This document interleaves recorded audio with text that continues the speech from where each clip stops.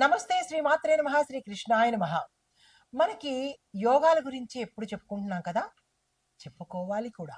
అయితే మనకి ఏంటంటే ఈ సెప్టెంబర్ నెలలో, అంటే సెప్టెంబర్ నెల కన్నా సెప్టెంబర్ అనే దానికన్నా ఆగస్టు 17 నుంచి గ్రహాల రాజైనటువంటి సూర్యుడు, కేతు ఈ ఇద్దరు కలిసి సంయోగం చెంది విశేషమైన యోగాన్ని కలిగిస్తున్నారు. అది ఎప్పుడు 18 ఏళ్ల తరువాత మళ్ళా ఇప్పుడు జరిగిందనమాట.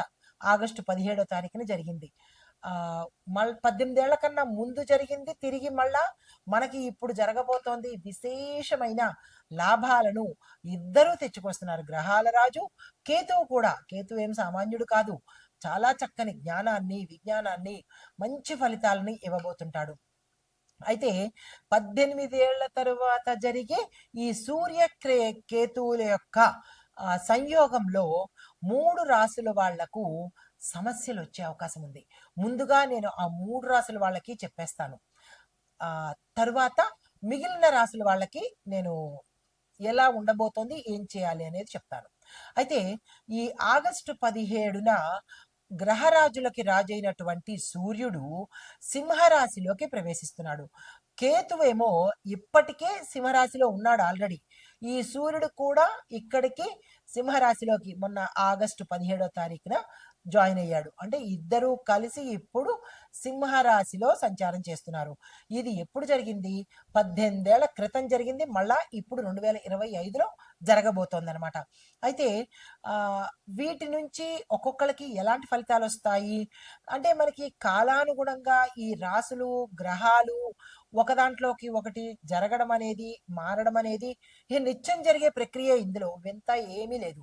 ఖగోళంలో ప్రతిరోజు ప్రతి సమయంలోనూ జరిగే ఈ ఫలితాలు, అంటే ఈ యొక్క సంచారాలు మనం ఎలా నడుస్తూ ఉంటామో అక్కడ గ్రహాలు కూడా ప్రతినిత్యం మారుతూ వెడుతూ సంచారం చేస్తూ ఉంటాయన్నమాట.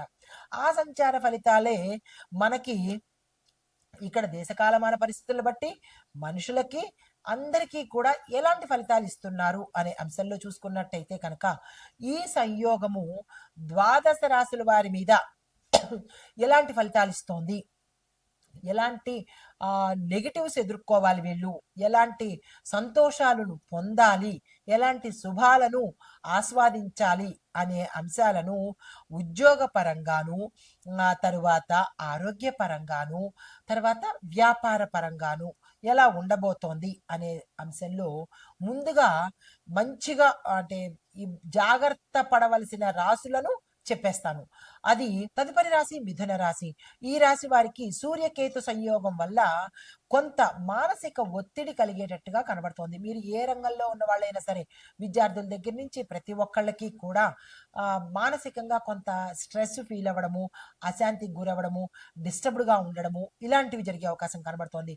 పని విషయంలో మీరు ఏ రంగంలో ఉన్న వాళ్ళైనా మీ యొక్క పని విషయంలో ఏకాగ్రత తగ్గిపోయి మీరు అవమానపడ్డము, లేదా అంటే మిమ్మల్ని మీ పై యజమానులు శ్రద్ధగా చెయ్యట్లేదనో, మీకు టాలెంట్ లేదనో ఇలాగ ఇబ్బంది పెట్టేటట్టుగా కనబడుతోంది.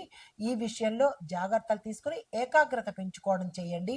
లేదు అంటే కనుక ఆ ఉద్యోగం కానీ, ఆ పదవి కానీ వదులుకొని వేరే ప్రయత్నం చేసుకోండి. లేదంటే ఇది లాంగ్ టర్మ్లో మీ మీద ఇంపాక్ట్ పడే అవకాశం కనబడుతోంది.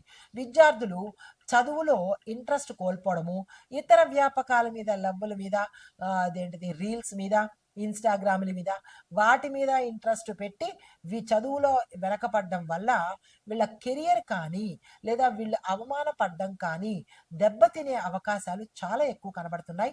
ఇది కేవలం తల్లిదండ్రుల యొక్క పర్యవేక్షణ లేకపోవడం వల్లే ఇటువంటి అనర్థాలు జరిగే అవకాశం కనబడుతోంది. ఈ విషయంలో పేరెంట్స్ జాగ్రత్తలు తీసుకోవాలి.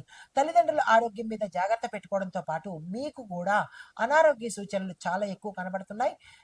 అంటే గ్యాస్ట్రిక్ కానీ, లేదంటే తలనొప్పులు, తలకు సంబంధించి చిన్న చిన్నవైనప్పటికీ కూడా ఎక్కువ కనబడే అవకాశం కనబడుతోంది. ఈ విషయంలో జాగ్రత్తలు తీసుకోండి.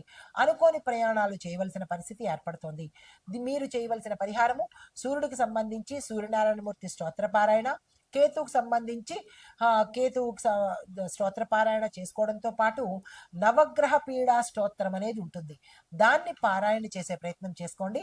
ఏమైనా ఇబ్బందులు ఉంటే తొలగిపోయి సానుకూలమైన ఫలితాలు పొందుతారు. నమస్తే.